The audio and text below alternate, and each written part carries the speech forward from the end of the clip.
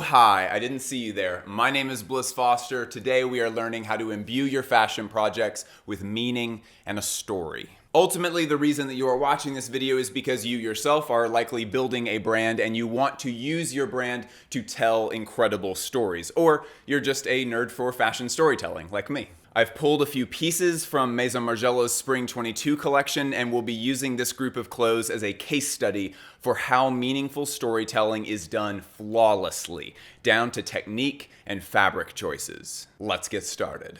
We'll begin with a huge highlight of this video and honestly a highlight of the collection overall, this blue coat. It is huge and it's incredibly heavy. The thing weighs seriously like 10 pounds. This coat fits in really well with this untitled presentation showcasing a low country, sea town folk horror tale. I say that because Spring 22 is an extension of the previous collection, their 2021 artisanal collection, which is titled A Folk Horror Tale.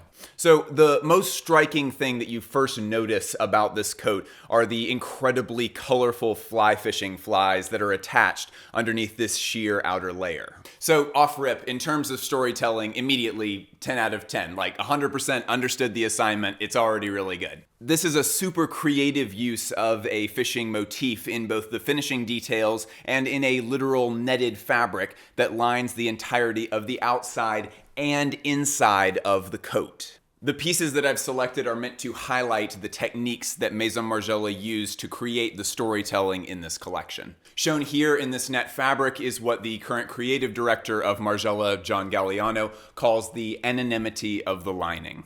This coat exemplifies the difference between good artfulness in clothes and excellent artfulness in clothes. Aspiring designers, if you would like to understand that difference, you need to be paying attention and taking notes here. Assertion. Most people don't even think about the lining in their clothes, right? Like unless it's really itchy, no one even thinks about lining. But Maison Margiela, historically and now, have thought very deeply about the lining of clothes. You may never even really notice daily use objects like socks and gloves and duvet covers, but Maison Margiela romanticizes these everyday details and fabrics. The house has a long tradition of taking the mundane objects that are in the backgrounds of our lives and then bringing them to the forefront and demonstrating how beautiful they are and how much we've missed by overlooking them. The anonymity of the lining technique that's used in this coat is a faithful continuation of a Maison code, a very simple idea that the house founder, Martin Margiela, came up with decades ago. So at the time, in the early 90s, Martin proposed that just the lining of a dress could be the dress itself. Even now, that's a very simple concept that can be taken to a really revolutionary place. I mean, I could go on and on about the history of Maison Margiela, and I do in my 40-part series where I analyze their runway shows in enormous detail. Is it a shameless plug if this is still my video? But to understand why this coat is such a brilliant example of art in fashion,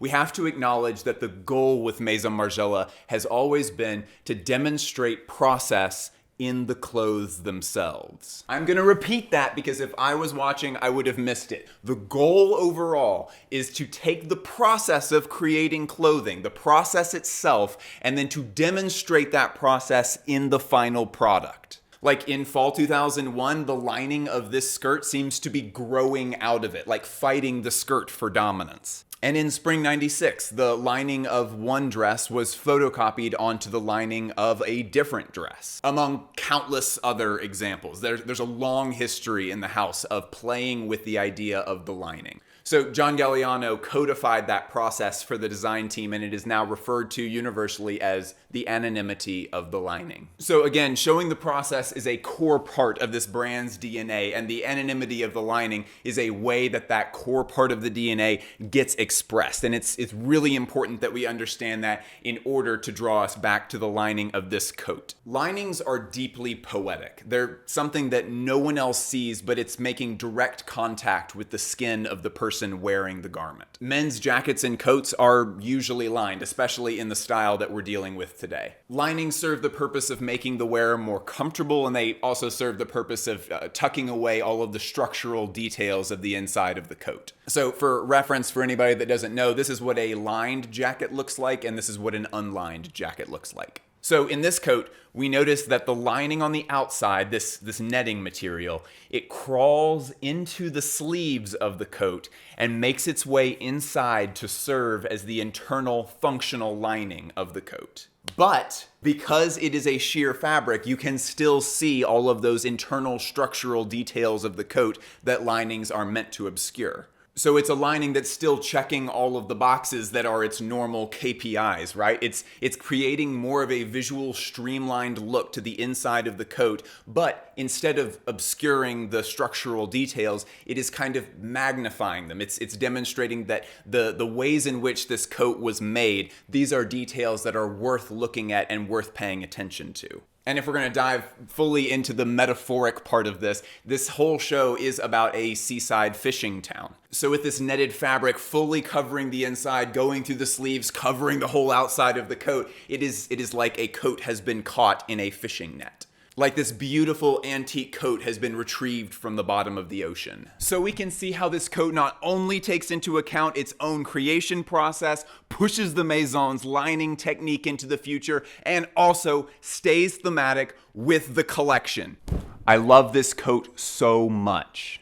I mean, this, to be honest, like all jokes aside, this is how you faithfully reinterpret a concept in a garment. What's really great about playing with simple concepts like anonymity of the lining is that if there's enough iterations and different kickflips you can do with it, that eventually turns into a motif. And then when you combine that with a lot of other similar motifs, you are able to build a conceptual framework for the brand. And that honestly is what makes brands good. High quality clothing and solid conceptual framework. And in this way, Maison Margiela really does have a lot to teach us, which, by the way, we're not even done. That was thing number 1 of 4. We're not even done yet. Folks, it's tabby time.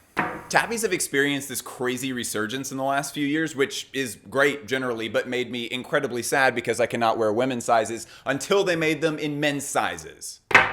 At which time I was so happy that I almost started crying. For legacy products like this, there usually isn't a lot of change. A lot of brands just don't change those products up much from season to season because they're just wanting to sell a bunch of them. But the Maison does not really rest on their laurels much because they have overhauled the tabbies this season in a rubber. I really like green shoes. This not only fits with the seaside theme because they are rubber, like what people who are working at a dock would wear. This not only is a visual upgrade for the tabbies, they just look really good in most colors in rubber, but it also aligns with the theme really well with the whole seaside thing, and it also allows us to wear tabbies when it is a little bit wet outside, which for me is a big ol' upgrade. The blue color of these tabbies is called Delft Blue by the Maison, and it helps to place the location of this storytelling in the Netherlands, in its port and canal cities like Delft. But Delft is known for their iconic blue and white pottery that feature the provincial beauty and stories of their town. Which leads us to this beautiful knitted top. Okay, so the story in this piece is about the process of storytelling in fashion. This is meta as This top was originally in the folk horror tale Artisanal 2021 show. And to call this a show or just a fashion presentation is a little bit misleading because this is an hour and 15-minute movie. Who else is doing that? No one else is doing. Like, there is so much good storytelling coming out of this brand. I don't understand how they're able to get all of this done. Okay, so again, there's a lot that goes on in this film. Again, it's over an hour long. But in the final act, there is a young woman in present day who is trying to investigate what happened to destroy this seaside town. She doesn't have a lot to go on. She's digging around trying to put the pieces together, and you know what she's wearing? That same jumper. Okay, so we're winding back to the way that this jumper actually took shape in the studio. It went through a lot of different iterations. John Galliano explains that he wanted to create embroidered socks and underwear for the characters that are in the second part of the short film of the collection's story. It's kind of a rebel youth thing where the parts of their clothing that are the closest to them, like their socks and their underwear, those are the ones that bear a message. It's kind of like the idea of writing things on your Converse. Little like pictures and phrases that tell the story of your life. So they commissioned an illustrator named Anna Sokolnova to create these illustrations in her distinct contemporary Delft style that show these little pieces of the story of the collection. Once they had the illustrations, they then had them knit onto these little square samples. But when John actually saw all of these samples together, he thought this is way too good to just be an afterthought that gets sewn into the socks of the collection or something. So they knit them together into a top. And this is so great. So John and the rest of the team kind of take the normal codes of storytelling in fashion and they kind of break the mold here a little bit. I'm not going to go into too much crazy detail, but the artisanal film is about a curse that comes down onto a small seaside town. It wipes everyone out. 100 years after that, new inhabitants of the area are trying to revive this community and are trying to find clues to understand what happened there. Then the curse comes for them too. Then, like I already mentioned, there's a third act where a woman in present day comes to the town to figure out the mystery yet again. But, so that's not even this season. That was for the artisanal 2021 show. Here, we are talking about the clothes in the Spring 22 collection. Stay with me, there's a lot here, but it's worth it, I promise. In the short film for Spring 22, it is a group of people that are filming a movie about the occurrences of the events in the artisanal 21 show. By extending some of the clothes from the artisanal 21 to the Spring Summer Ready to Wear collection, they continue to discuss this idea of trying to discover what actually happened in the past. They discuss the reinterpretation and the telling of stories. And they do that in this piece too. Okay, are we ready for the storytelling part of this? Because it gets wild really quickly. The original artisanal version of this jumper was more direct in its storytelling of the seafarers. I haven't examined the artisanal one up close. The only one that I got access to was the Spring 22 one, but just from the clips in the artisanal video, we can see that the tiles on this sweater contain different pictures. So the artisanal tiles give an actual summary of what happened in the events of that video. There's direct scenes and references, like this cursed crown plays a really big role in the film, and that was incorporated into the actual sweater itself. But the top from the new show, the same idea but reimagined for the current collection, is much more vague in its symbolism. Like, I mean, we have different stages of a tulip's life that we can see. We can see ships, we have windmills, but it's all just very cloudy. But that's one of the themes that this collection is discussing, the vagueness of trying to understand the past.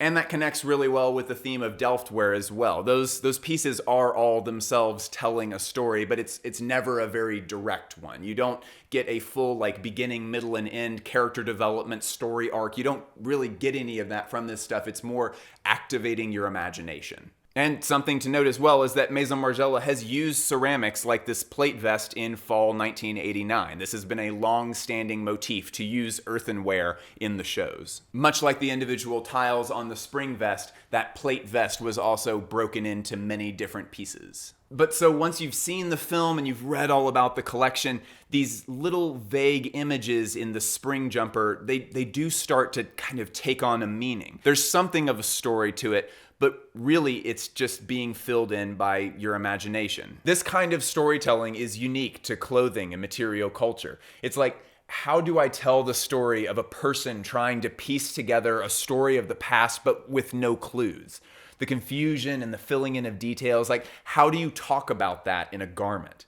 And yeah, it is a really tall order to do that. But when a designer is able to find a solution for that and succinctly tell a story so effectively in a single garment, to me, it makes me feel like fashion is the most effective way of telling stories like this. Okay, are you ready for some more literal storytelling in a garment? Because I saved the best for last. This is so cool. Here, folks, we see a highlight of the collection. It's a beautiful example of what makes Maison Margiela's work so special right now. To begin, this is a jacket that belongs to a victim of drowning. So a part of that curse is that this little seaside town that's on the cliffs crumbles into the sea. And when that happens, it takes many of the citizens of the town with it. This jacket is a great balance of graphic symbolism and symbolism through technique. Okay, so aspiring designers, many of you that I speak to are really heavily focused on symbolism through graphics. We've already seen some really great examples of symbolism through technique. This is the best balance from this collection as far as doing both is concerned. It's a great case study. Take notes. Graphically, we see the drowning expressed through the raised brocade pattern.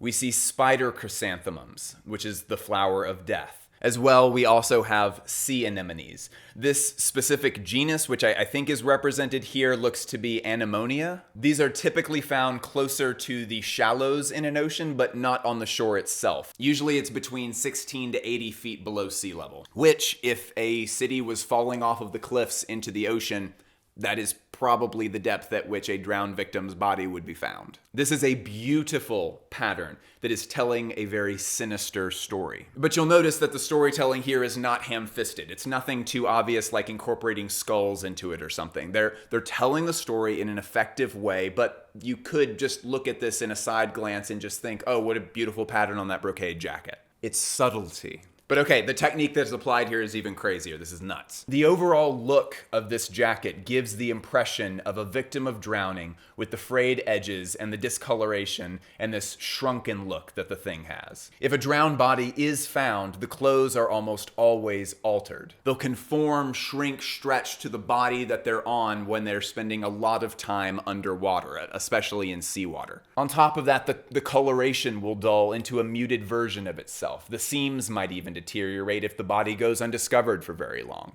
Okay, so easy, right? You just shrink the clothes in the wash, change the color, and distress it with some sandpaper. Super easy. Absolutely. No, absolutely not. It's really not that easy. Anyone who has ever tried to distress their own clothes has had to face the reality that distressing clothes is incredibly difficult to do effectively. And this, friends, is where Maison Margiela really stands above other fashion houses today. The design team at Margiela spends a great deal of time experimenting with fabrics. They're not just shrinking a jacket, they're shrinking a jacket so the final result meets specific measurements. They're not just discoloring the thing, they're starting with one color and then turning it into a specific shade of its original color that will visually represent its story. And this is not just distressing the garment. This is purposeful and results-oriented. It makes use of that intuition that all designers need of, I can see the end at the beginning. Some other challenges. This also needs to look like a finished product of a luxury fashion house, and it also needs to look effortless. It needs to appear to the viewer that all this distressing and discoloration and shrinking, it needs to seem like the garment was always destined to end up this way. Many of the pieces in this collection went through dozens of iterations before they found the exact stonewashing technique, the exact enzyme recipe, the exact tears and resewing that would allow them to meet their goals exactly. I'm going to be really frank with everyone here. I talked to a ton of you. I've literally talked to thousands of viewers of this channel through Instagram DMs. A lot of people that I talk to want to get into this side of fashion design. They want to repurpose old clothes. They want to go and take thrifted stuff and unsew them and then sew them back together. It is so important that you understand that you need to be as ruthless with yourself about the results of that kind of work as you would if you were making a bespoke suit. You will find your voice in fashion design through a lot of experimentation, a lot of iteration, and holding yourself to a very high technical standard. That's the only way. And please, do not let that standard intimidate or discourage you. Let it be a motivator to get back to work, because you can find the solutions to this stuff. There are answers out there, but it only comes through a lot of repetitious work. Okay, friends, so let's talk. What other questions do you have about sewing in symbolism into your designs? If you've stumbled upon any really great pieces of insight, I would love for you to share them in the comments. I would also love to hear about what you learned today. I'm trying to do that in every single video that I do here. What did you learn specifically through this video? Type it out. I want to hear it in your words. When you type things out, when you write things down, it really helps to cement them in your brain. So if you weren't taking notes especially, I really want to hear what it is specifically that you learned.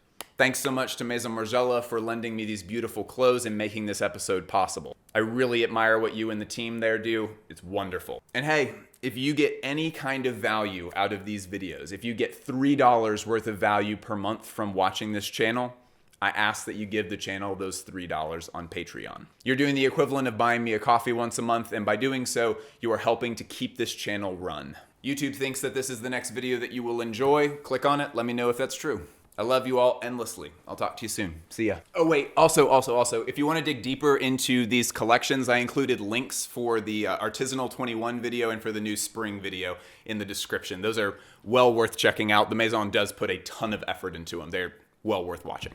Bye.